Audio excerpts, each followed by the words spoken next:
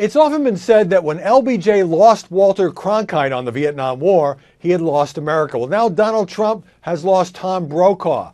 Now, Brokaw's not in the same position. He hasn't been the anchor of the NBC Nightly News for years, but in an analysis piece he did on the newscast the other day, he ripped into Trump and his proposal to ban, at least temporarily, all Muslims from coming into the United States. That's what Brokaw had to say.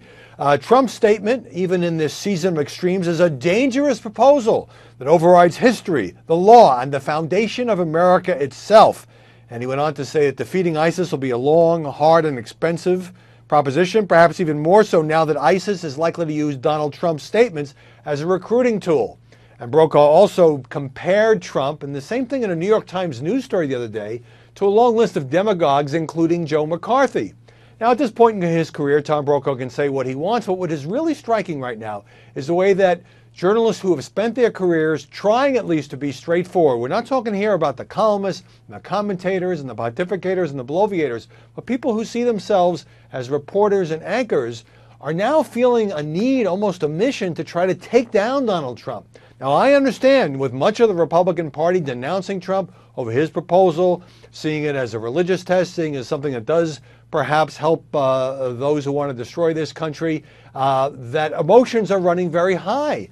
But after all, the people who are not in the opinion business are supposed to be fair and balanced. You also had NBC's Richard Engel, the chief foreign correspondent, who talks about Trump's proposal being a black spot on our collective foreign policy and our conscience and demagoguery. And Ben Smith, former political reporter who now edits BuzzFeed, the wildly popular site that does some politics as well as cute pictures of cats and sex items and things like that, sent a memo to his staff saying, I know you're not supposed to be partisan on social media, but it's entirely fair, says Ben Smith, to call Trump a mendacious racist, because that's not opinion, that's a fact. Well, clearly something is going on here. And it seems to me that as strongly as many of these journalists may feel about Donald Trump and about what Trump has proposed, and look, it's not every day that you have both Dick Cheney and Hillary Clinton uniting to criticize a proposal like Trump's to not allow Muslims in the country for some unspecified period of time. So this is a major, major news story that threatens to blow up the Republican Party. But by just saying, look, Trump's a racist, it's a fact, and we don't have to pretend anymore, that still seems to me to be opinion. Now, when you go to the opinion people, it's gone nuclear. I have said that the media seem to be at war with Donald Trump. Now it's a nuclear war. Maybe they would say that Trump's the one who went nuclear first. Look at the Washington Post editorial pages. Columnist Ruth Marcus. Trump has crossed an uncrossable line of bigotry and xenophobia. He's a clear and present danger to the U.S.